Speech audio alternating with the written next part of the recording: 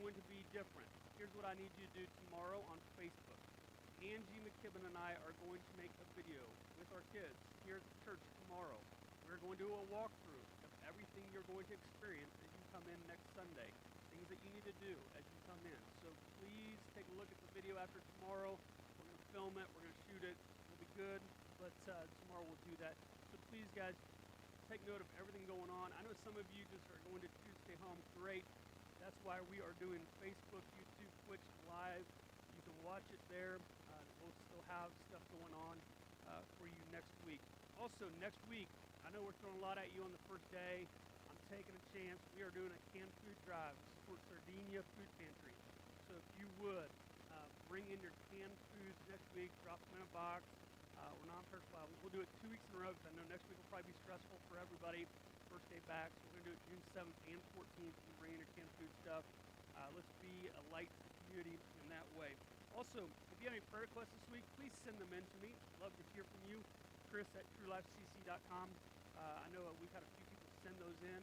We'd love to pray over those this week. So please send in your prayer requests. We will pray over those this week. Offering, still going on. Somebody asked me last night, how are you guys doing on offering? I said, we're doing fantastic. We have a very generous church who is still giving, and we appreciate that. So 2 ways you can do it. Go to the website. Top right corner says give. Go to the give button. Go to secure give. You can give one-time gift. You can make it a continual gift. Whatever you want to do. That is on the webpage. And also you can mail it in 15117 Eastwood Road, Williamsburg, Ohio. We've had quite a few of you send those checks and cash in. So please do that. Offering is still going on. Today we are going to take communion again.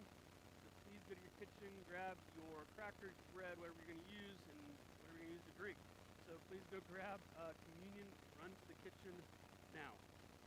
Here's where we're going today. We finished the story last week, 31 weeks through the Bible. We finished it last week. And God laid this message on my heart about a week and a half, 2 weeks ago, to share with you guys. We are going to be primarily in 1 Peter chapter 5. So you grab your Bibles, 1 Peter chapter 5. Anybody worried or anxious out there? Anybody? Anybody? I have been worried and anxious about multiple things. I have lost sleep over the last week.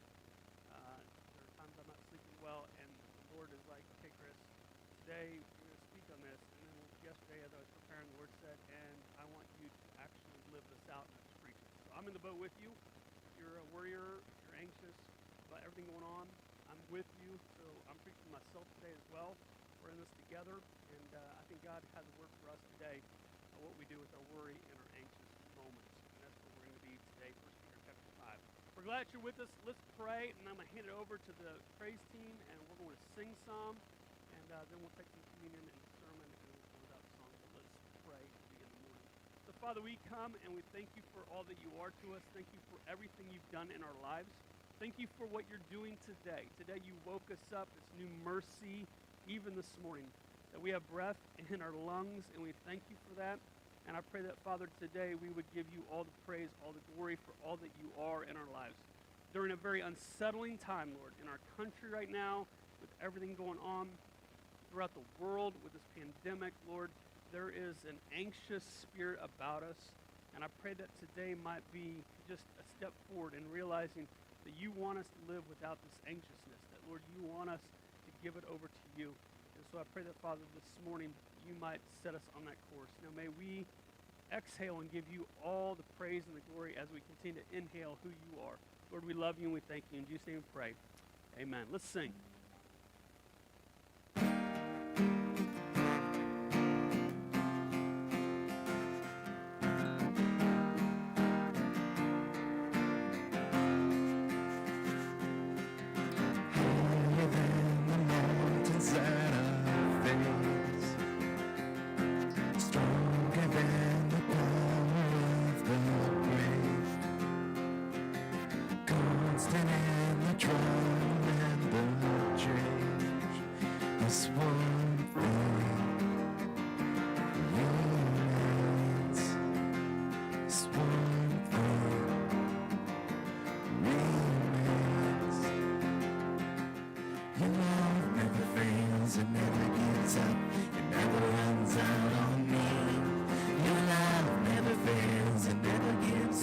It never runs out on me. Your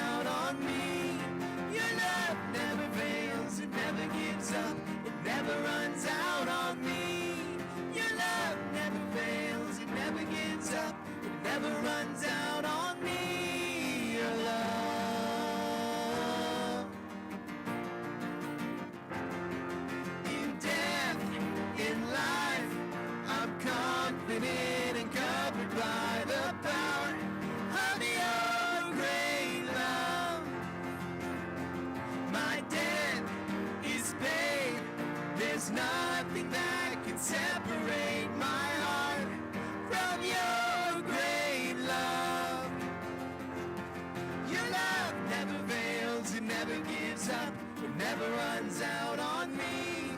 Your love never fails, it never gives up, it never runs out on me. Your love never fails, it never gives up, it never runs out on me. Your love.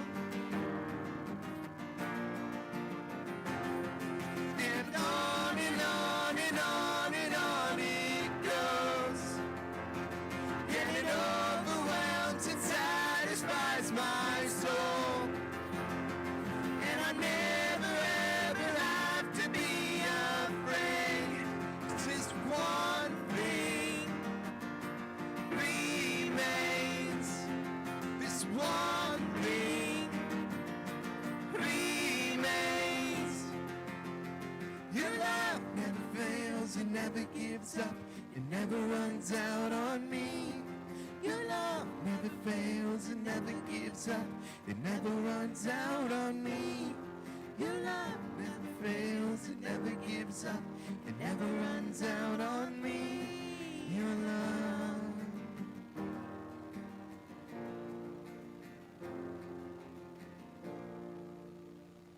We're going to be singing the song Waymaker, and I chose this song really for the song about even when I don't see it working, even when I don't feel it working, you never suffer. And that has been a theme in my life. When I get anxious or when I get overwhelmed or anything, even though I can't see what God is doing, I know He's doing it. I trust Him. And so I always think about that verse that talks about God works for the good of those who love Him, who are called according to His will and purpose. So that's what we're going to sing today.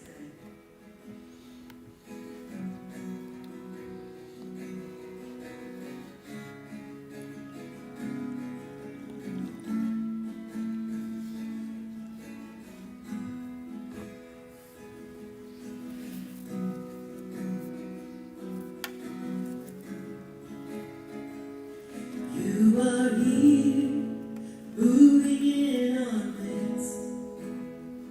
I worship You.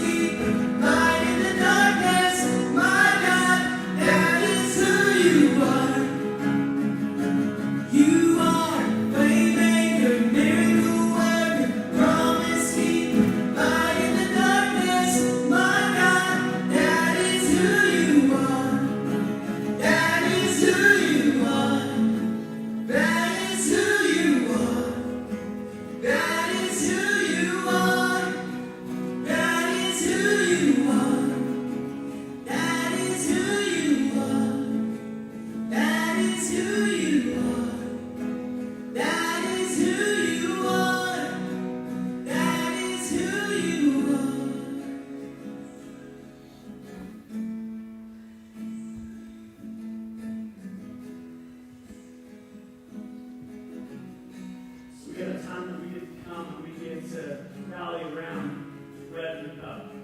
This is our rallying cry, that by Jesus' broken body and his blood shed for us, he is the way maker. I was thinking about that as I was sitting listening to this song and singing along with you guys. It got overwhelmed me with something from Psalm 40 this morning, my own quiet time with the Lord. And the writer of the psalmist talks about our sin and how heavy and deep our sin really is. And as I was thinking about Psalm 40 and singing that song, the Spirit of God just reminded me that he is the way maker to cover over all of our sin, all of our shame. And guys, this morning we take the bread and we take the cup together. The reminder is our sin has been cast away, our sin has been atoned for, our sin has been taken upon Jesus, and therefore we can have forgiveness and we can have life free from shame, free from condemnation. For there is now therefore no condemnation for those who are in Christ Jesus. So guys, we take communion this morning. Would you reflect on that? Let's take a moment and just get still before God. I want you to get still before God. Maybe confess sin this morning. Confess everything that's going on inside of you. And then we're going to pray and take communion together. But take a few moments, pause before God. Let's pray and cry out to him this morning.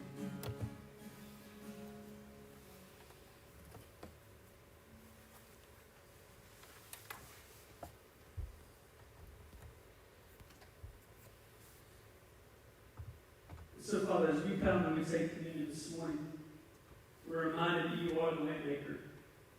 Jesus, you came and you made a way for us to be reconciled to the Father, that we might have a relationship with our Abba, with our Dad this morning. So, Father, we run to you this morning because Jesus has made a way for us to run to you. And we just submit ourselves underneath your leadership and your lordship this morning. And we thank you for this opportunity now to remind ourselves of everything that you have done in our lives. And so we thank you just for your body that was broken for us, for your blood that was shed for us, that you are truly the light of the world. You truly are the way maker. In Jesus' name we pray. Amen.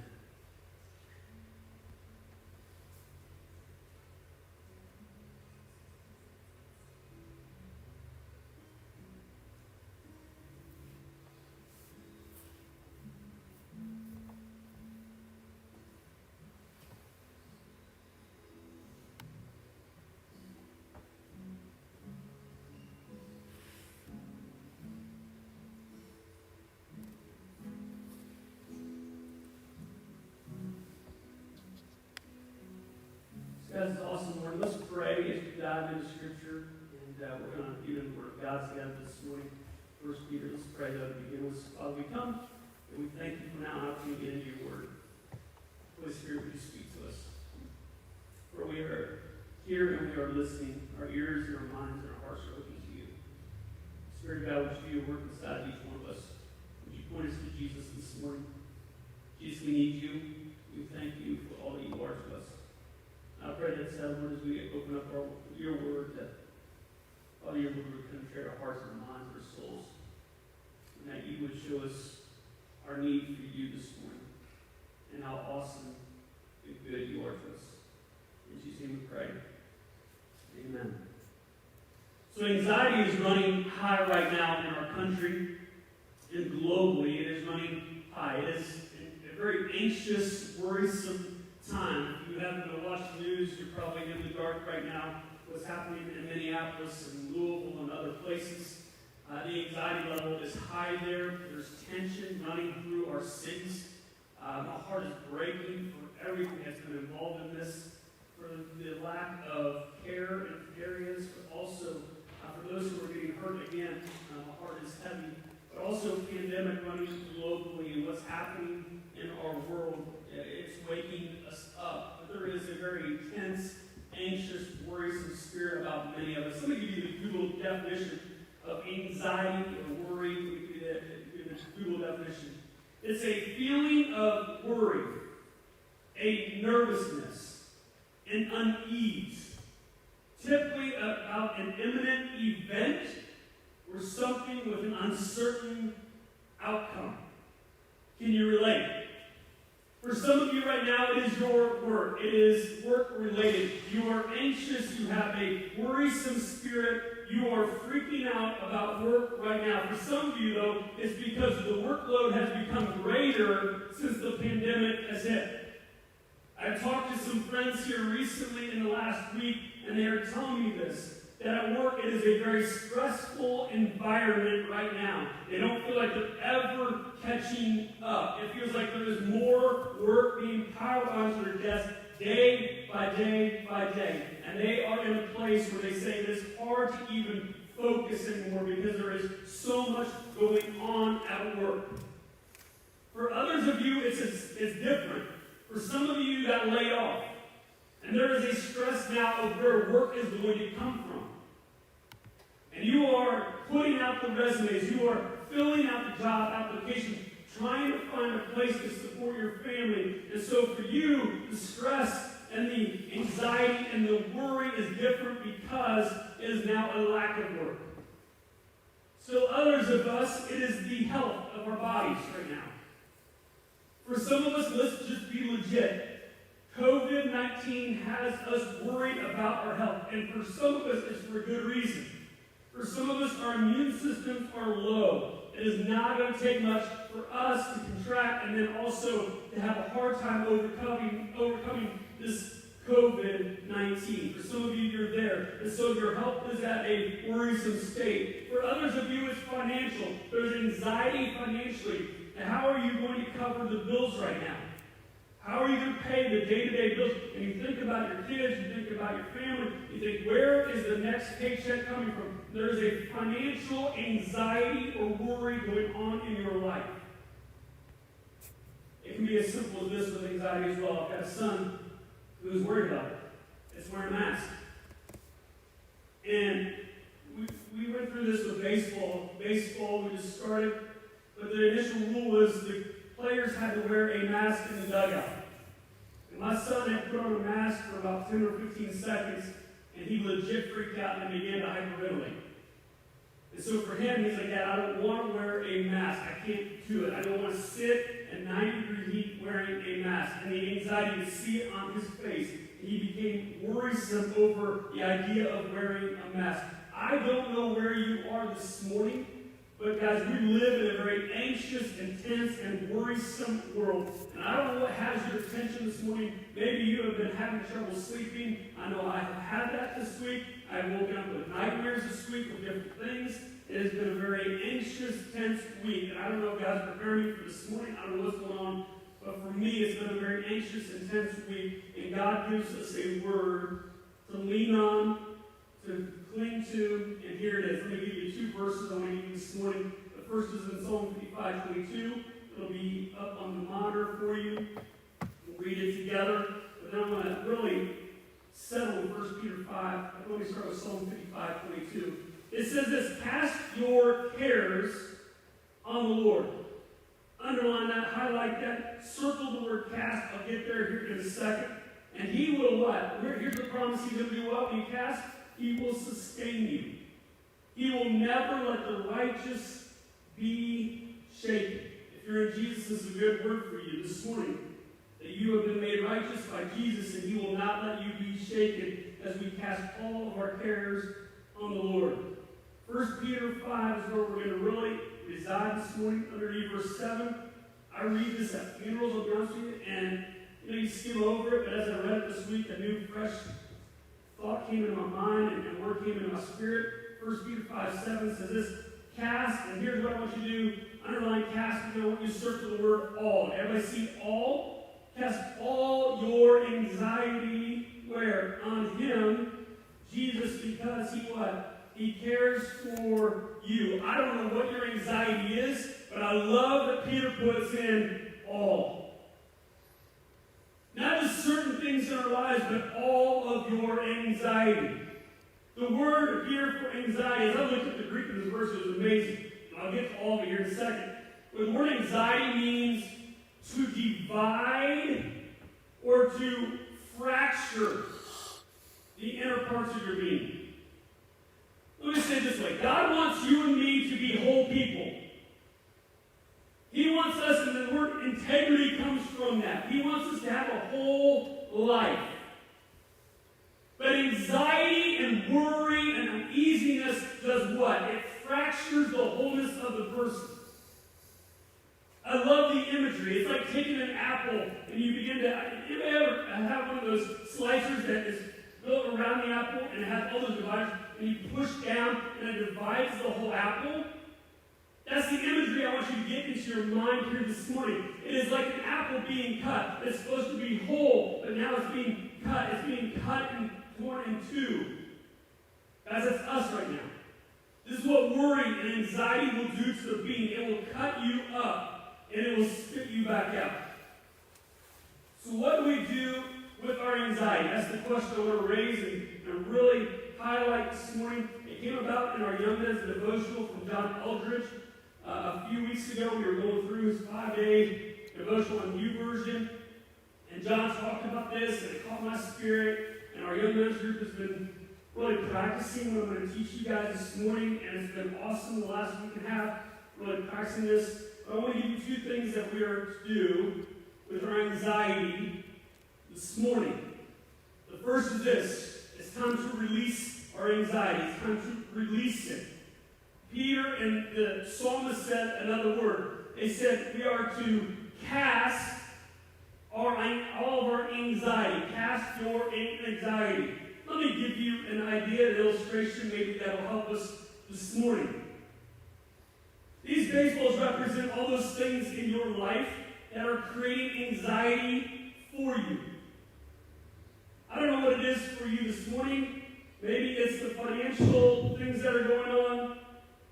Maybe it is a relationship in your life right now. Maybe you're not getting along with a family member or a friend right now, and it is creating anxiety and worry and uneasiness in your life. Maybe it is your job situation.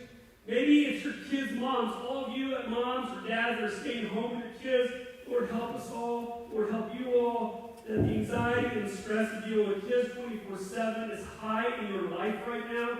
I don't know what it is. Maybe it's just the tension of America right now. I was reading some Facebook posts. Some of you are just uneasy about America right now and everything going on. I don't know what your worry is, but label it right here. What is your worry? What is your anxiety? It's there. Now, Peter writes that we are to cast all our anxiety on Jesus because he cares for you. I was looking up that word cast. It's very interesting in the Greek language. It's used in other places, but the primary place it's used is in the Gospels when Jesus shows up on the scene with his disciples and they are fishing. And he uses the word there for cast when it comes to their nets. And if you remember any of the stories with the disciples and fishing, the one time they did what? They cast their nets on one side of the boat, they caught nothing. Jesus comes on the scene and he says what? Cast on the other side and you will get a boatload. That's the same word that Peter uses here. He says to take all of your worry, all of your anxiety, and he says do what? Cast. He says get rid of it. Toss it. Let it go. Release it is the word there. And so this morning I want to take a look at what that idea of releasing or casting really means. I got three things for you from this passage I want you to see about releasing or casting all of your anxiety on the Lord because he cares for you. The first is this. If you and I are really going to cast all of our anxiety on the Lord, here's the first thing. You better humble yourself.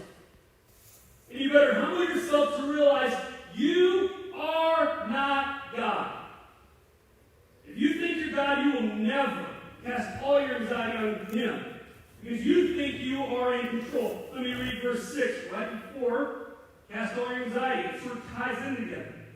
Peter writes, humble yourselves, therefore, under God's mighty hand, that he may lift you up in due time. Let me ask you the question this morning. What is it that you are trying to control in your life right now? What is it you think if you get your hands on it, I can steer it where I want it to go? In this passage, he's talking to some young people who have some elders above them in the church. And they don't like everything that the elders are doing. Sounds typical in church? Sounds typical church to me, right? So leadership is making some decisions, and the young people don't agree with everything. And Peter's words to them is, submit yourself underneath the leadership of those who God has placed over your life. And they're like, no, I don't want to, because I don't like all the decisions being made. And Peter says, no, submit yourselves underneath the shepherds that God has put in your life. See, the young people want to try to control the body of Christ. Now, we can go on beyond this and say there are other things that we try to control. We try to control situations. Some of you are trying to control what you should and shouldn't do during the pandemic. Some of you are trying to control the people and their lines at Kroger. Man, I so wanted to fight. I was in line at Kroger, and the cashier was taking forever. And I so wanted to just walk behind the register and go, honey, let me help you out and speed this process up. I didn't. So I wanted to. Some of you are trying to control your kids, you're trying to control your spouse, you're trying to think if I can just steer them in a certain direction, everything will be good. Some of you are trying to control people's stupid social media posts. Yes, stupid social media posts are out there, and we try to control what they're writing and what they're saying. We try to control a lot of things in our lives. And he says this, Peter says, no, don't try to control. The first thing is get underneath God's mighty hand. I love that. I heard it said this way. Everything comes from or passes through the hand of God.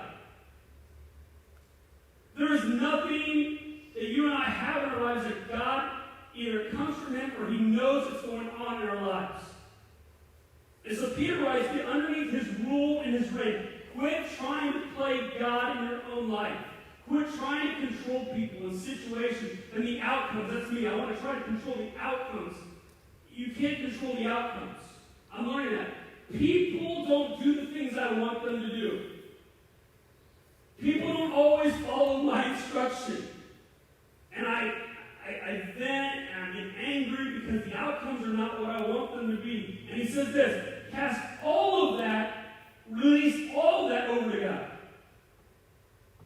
But in order to cast, humility first has to happen. Why? He says it here, God opposes the proud but gives grace to the humble. Too many of us are too prideful in our own lives to get humble before God and cast everything over to him, to get underneath his rule and reign. We are a prideful people who think that we can do life on our own. So let me ask you a question this morning. Let's answer this. I don't want you to get on Facebook Live. I want you to get on the comments. Let's be open and vulnerable as a people. What is it you're trying to play God in right now in your own life? What is it you're trying to control? What is it? What is it you're stressed out about right now? What has really got your attention? Even this morning you woke up, you had a knot in your stomach, you got a lump in your throat, your mind is racing, it's going over and over and over. What is it in your life? Is there something going on in you that you're trying to play God with right now? What is it? The second thing I noted from this passage I love in verse 7. Why do we cast our anxiety on him? Because he cares for you. I love what Peter does here. It's like he puts a little extra clause on this. I wondered why at church. Like, Peter, why didn't you just say, cast all your anxiety on him? Period. End it. Done. Finished. And he doesn't. He says, because, here's why, he cares for you. I want you to soak that thought in for a second. I want you to wrap yourselves around that thought today. He cares for you.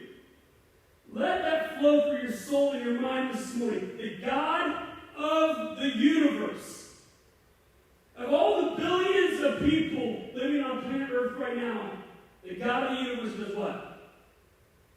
He cares for you. He cares for you. And many of us think, and God is absent when I'm stressed. As I was reading Psalm 40 this morning, I've been reminded, the psalmist at times goes, where are you, God? What's going on? But if you read later, he says, the people are after me, certain people are after me, they're trying to take my life. I'm like, that would cause stress. People after me, people trying to take my life. And we start to wonder, does God really care? Guys, the resounding answer is yes. Yes, he cares for you. Yes, he cares for you. I want to take you back to the Garden of Gethsemane with Jesus. The night that he's betrayed and he's about to go to the cross. I love that passage. I've always loved Jesus as he's praying, and he's got his disciples over to the side, and he says, you guys stay here, I'm going to pray, and he prays, and he goes back, and they're asleep. He's like, hey, boys, wake up, the time is coming, and he goes back and he prays again. And he's in this battle of whether to go to the cross or not, and we know the famous passage, we know the famous verse. He says, not my will, but yours be done, in Luke chapter 22. But verse 43 caught my attention again this week. In the middle of the anxiety and the stress that is going on in Jesus' life about going to the cross and about dying, as Jesus knows your weakness, he identifies with your weakness, my weakness, because he's been there. He's had the anxiety. He's had the stress. His life is about to be taken. And I love verse 43. Anybody ever caught it before? He says, an angel came and attended to Jesus. Have you ever caught that before? That in the middle of his anxiety and his stress, God graciously sends him an angel to attend to him in his moment of need. It got running through my head as I looked at it this week that God cared for his son in the garden. In the same way, he cares for us. I don't know if he's sending an angel your way. Hebrews 13 talks about that. He says to greet people who are coming to your door because you never know when an angel is amongst you. I don't know if it's an angel's wake, how he's going to care for you. I don't know if it's going to be an encouraging word from somebody. I don't know if he's going to supply something to you this week. But I truly believe that God cares for his kids. He loves his kids. In the middle of anxiety and stress, God is caring for you. And I want you to soak that. I want you to believe that this week. God, you care for me. I don't always see it. Psalm 40 verse 1 said this, I wait patiently on the Lord. And I wrote in my Bible this morning, I don't like patience. I want God to show up now. And God stirred in my spirit this morning that, Chris, sometimes you have to wait patiently because I am working all things for the good of you. Because, what? You love me and been called according to my purpose. I am working. But sometimes that is a slow working. So I don't know about you, but just because he's slow doesn't mean he doesn't care. He cares for you. The third thing I want you to get from this passage is this. That we cast all our anxiety on him because he cares for you. Why? Because the verse 8, the next verse, listen to what he says. Be alert and of sober mind. Be alert and of sober mind. That literally means don't get drunk. And not just on wine, but I'll explain to you here in a second. Your enemy, the devil, prowls around like a roaring lion looking for someone to devour. This morning, Satan is on the prowl looking for someone to devour. He's hungry. And he's fed up with people who want to follow Jesus. And he's looking for someone to devour. I saw it on Friday in Australia. Anybody see the headline? A zookeeper was mauled by 2 male lions on Friday. She's in critical condition, stable condition, from lacerations on her neck and wounds on her head. She went in to clean their habitat area, and the lions turned on her and attacked her. It got me thinking about this verse with that. I think she went into that habitat area thinking, I've done this numerous times, they never attacked me before, I'll be good. As she cleaned, before she knew it, she turned, and both male lions came charging her and put her into a corner. By the grace of God, and thankfully by someone who jumped in and saw what was going on. Another zookeeper jumped in, got the lions away from her. Thankfully she's alive right now. But I got thinking about this is Satan, right? This is what he wants to do. He wants to devour you. He wants to eat you. He wants to corner you. He wants to chew you up and spit you back out. And guys, if we don't humble ourselves and get underneath God's mighty hand, anxiety builds up, and here's what anxiety does. Anxiety makes us drunk. Many of us are drunk on anxiety right now. We can't have a clear mind because we are so drunk on our emotions and our feelings, and we're so drunk on all the anxiety, we can't think clearly. And so here's what Satan does. He knows it. When you and I have high levels of anxiety, he pounces. He knows that you are not a whole person right now in Christ. He's knowing that there are some division lines. And so he will pounce. I love 1 Peter 4:7, the chapter before. He says this, in verse 7, the end of all things is near. Therefore, be alert and sober mind. Same phrasing. He says this, so that you may pray. That verse has hit home to me in the last month. I was telling a friend that I've noticed my prayer life has been a struggle lately.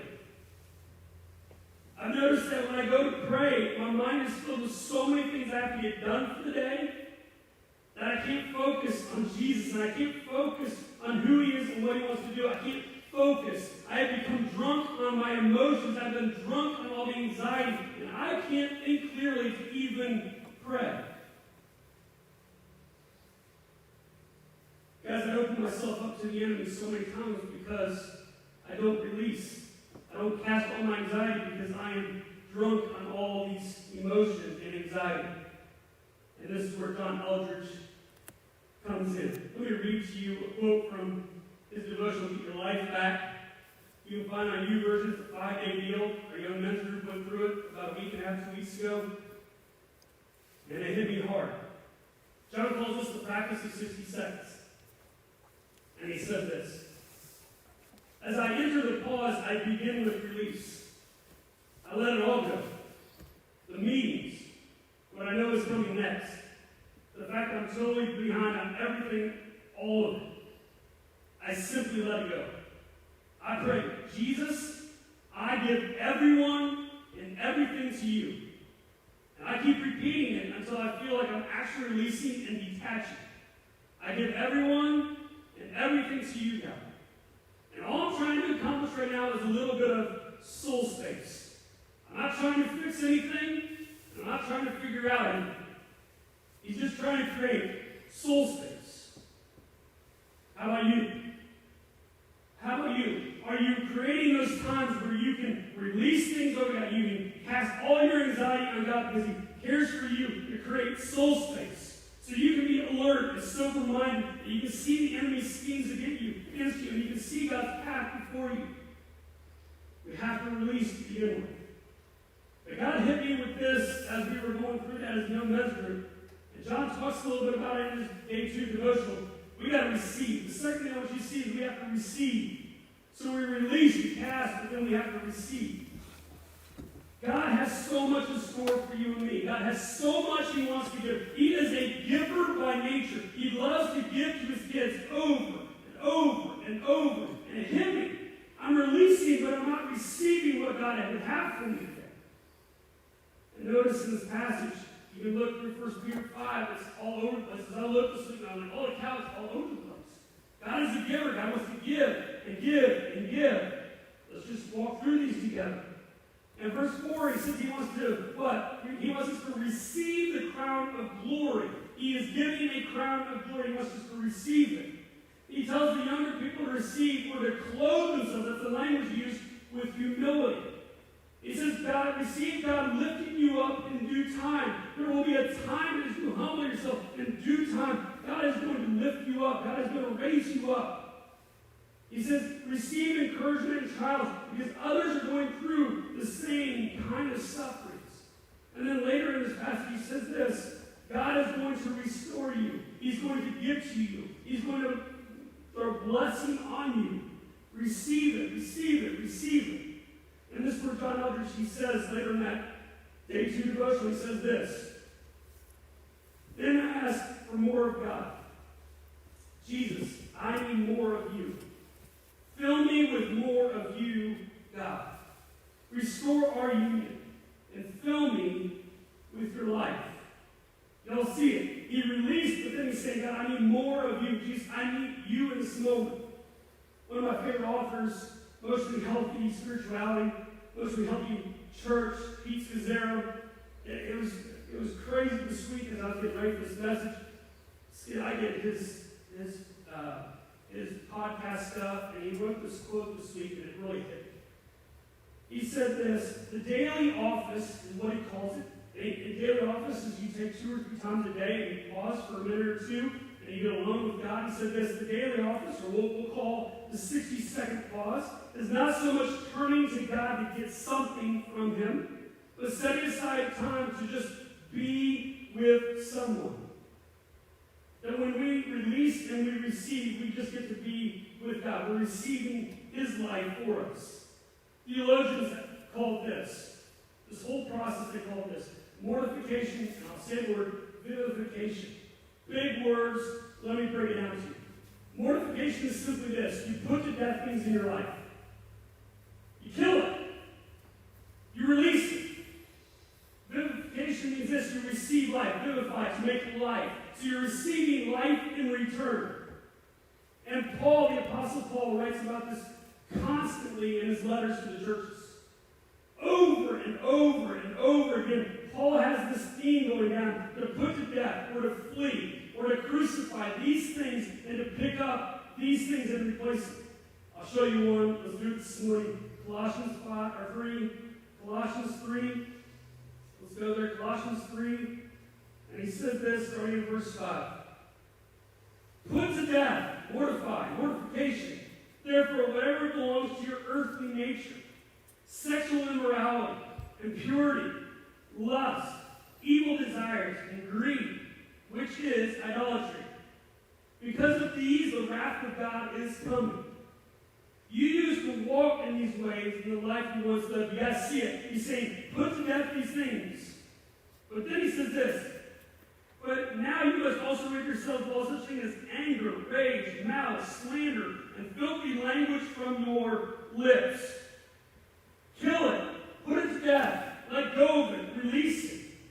Do not lie to each other, since you have been taken off your old self in this practice, and have put on what? The new self. You see it. Vivification. Where we're putting on the new self. New life in Christ. It says put it on, which is being renewed in knowledge in the image of its creator. And then he says this in verse 12. Therefore, as God's chosen people, because you're a follower of Jesus, because Jesus chose you holy and you're dearly loved, he says this: put on, clothe yourselves with compassion and kindness and humility and gentleness and patience. You see it. So when I come to my 60-second pause, I'm releasing, but I'm receiving all that God has, all that God is, all that God wants me to be. I'm receiving those things. So we put to death, but then we receive. So here's what I'm going to do to close out. I really felt like God saying, let's start teaching our people how to do this. Yeah, it's easy to preach it. It's harder to put it into practice. Our young men's group has been doing this for the last week and a half. I've been texting quite often and saying, hey guys, pause, let's go 60 seconds, do it. I can read you the responses we get from our guys group. It's been amazing when we do it. I've had guys saying, man, I feel a peace of God just overflow me amidst a crazy situation at work. I feel like God is just, man, He's just pouring His love out on my being, and I love it right now. You guys have just eaten it up, and I'm like, man, it's been a game changer for us in our daily life. Guys, we have to put into practice casting all of our anxiety on the Lord because He cares for us, and receiving all that He has. So here's what we're going to do for 60 seconds. We're going to spend the first 45 seconds or so, we're going to release this. I don't know if you have meetings today. I don't know if you have things going on with family today. I don't know if you have situations going on in your life right now. I don't know what stresses you have. I don't know what anxiety you have. I don't know what's going on in your mind. But pay attention to those things. They don't control you. Pay attention to those things, though. And we're going to release everything that we got for 45 seconds. In the last 15, 20 seconds, here's what I want you to do. In replace of that, I want you to receive all that God is, all that He wants. I want you to receive His peace and His joy and His love and His goodness and His grace and His mercy. I want you to receive His forgiveness. For some of you, it's sin. You need to release your sin. You need to confess it, release it, let it go over to the cross of Jesus Christ. And you receive what? His grace and His forgiveness instead. So we're going to do that this morning as we close out. And the band will come up and lead us in song this morning. Well, let's take 60 seconds of our time. I want you to pause wherever you are. Maybe you have to go to the bathroom right now. That's my great hiding place. Lock the door. Kids, stay out. Maybe you need to go somewhere where you can be quiet and be alone with Jesus. So I want you to run to that place. I want you to get to that place. And let's take this minute and let's pause before God. Let's go. 45 seconds. Begin to release everything over to God. What is it going on in your life? Let's do it.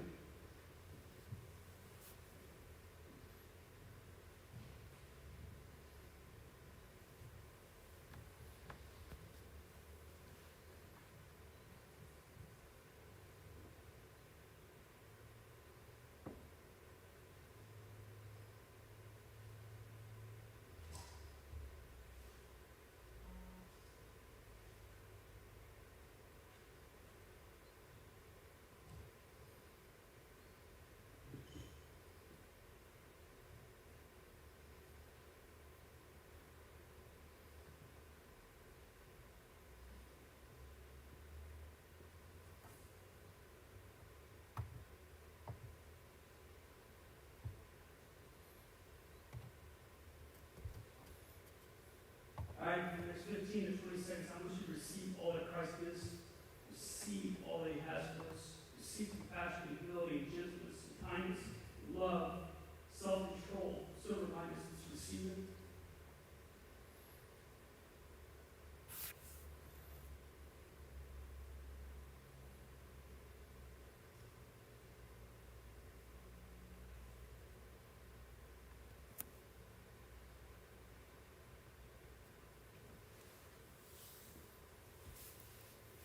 Some of you may need longer than that, take longer than that. I just want to close out with this thought, though.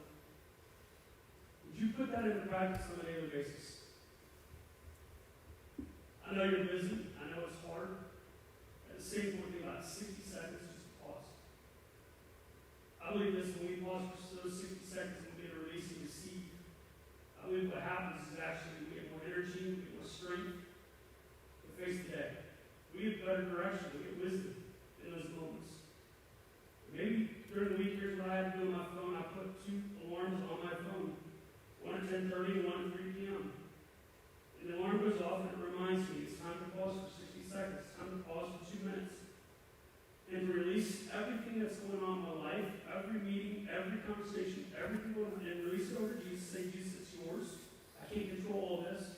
And then receive what He has for me. I believe that God is serious about us casting our anxiety, because here's what you said. Do not worry. That's a command. When you worry, when you have anxiety, you are living in sin. And sin will corrode your body and your mind and your soul. Jesus doesn't want you to be corroded. Jesus wants you to have a pure life. Jesus wants you to have a whole life. So guys, when we begin to do this, that's what we're doing. We're releasing all those sinful tendencies and maybe the sin itself, and we're receiving new life in Christ. We're receiving all that He has for us. So I'm going to challenge you and I this week. Set our alarms, let's put reminders on, let's do that, let's pause, let's get alone with Jesus for 60 seconds. You can do it somewhere, get away from your kids, get away from all your coworkers, get away from people, maybe it's on break, at work, 60 seconds, and begin to release, and begin to receive. Let's pray this morning. So Father, we come, and Father, we thank You that we can run to You. We thank You that we can trust You. You are trustworthy, Jesus. You have provided a way for us. And You say here in Your word to cast all our anxiety on You because You care for us. When we worry and we fret and we live and sit in it, Father, we sin against You. Forgive us of that. Help us be people who release these things over to You. That we might connect with Your heart. We might connect with Your mind. And that we might be filled with the Spirit of God in such a way that we might be people who pursue the things of God. Jesus, we love You. We thank You. You surrender Yourself over in the Garden of Gethsemane. We thank You, Father, that You attended to Him by an angel, that You sent someone His way to care for Him. You do that with us. You care for us.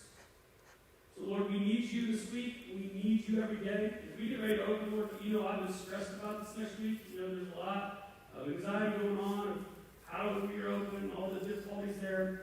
But Father, you got us. And I pray that, Lord, you strengthen us, that you give us eyes to see. Jesus, we need you. Jesus, give me pray. Amen. Let's sing together this morning.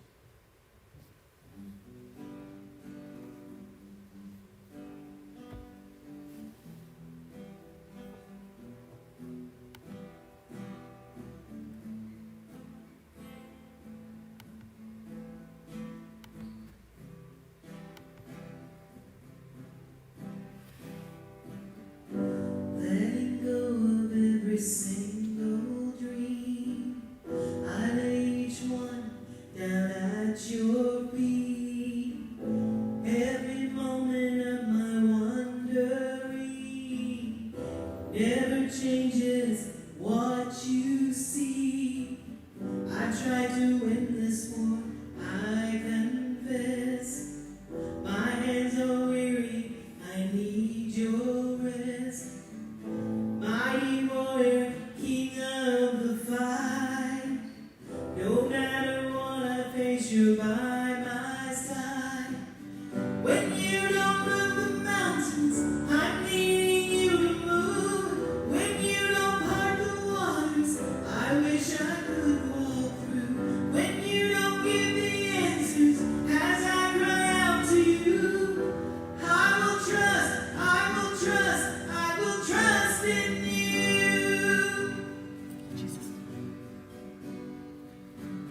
Truth is, you know what tomorrow brings. There's not a day ahead you have not seen. So in all things be my life and bread. I want what you want, Lord, and nothing less. When you don't move the mountains, I'm needing you to move. When you don't part the waters, I wish I could walk through. When you don't give the answers, as I cry out to you, I will trust, I will trust, I will trust in you. I will trust in you.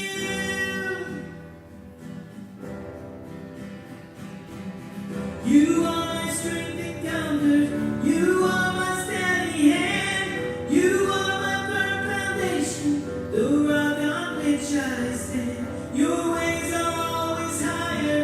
Your ways are always good. There's not a place where I'll go you've not already stood.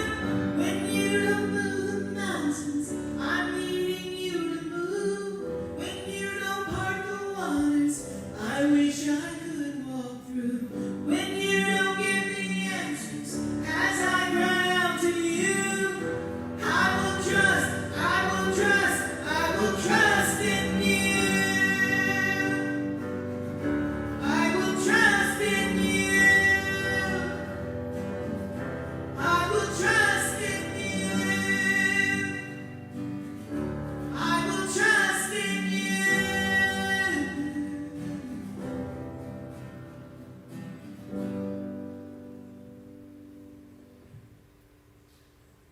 Hey guys, thanks for being with us this morning. This is the last week, solely online. We can't wait to see your faces next week. I can't wait to actually speak to people and get back to some normalcy where I can see eyeballs and talk to you guys. So I'm looking forward to that next week. As you guys come in, it's going to be different. We're going to explain everything about videos tomorrow, so please pay attention to that. Please read the letter again. A lot of things that are going on. It's going to look different in the building. I'm praying. Let's pray hard that it's only lasts for a short season and we get back to doing things similar to what we were doing before. But would you guys pray for us this week? Really seriously, there have been people hard at work trying to get all this together. They've been busting tails. We've been people up here yesterday working hard, getting ready for next week. Please pray and ask God to give us wisdom and give us discernment, and that as we come back together as the people of God, that we might be a people who celebrate all that He's doing. So guys, have a great week. Let's do this.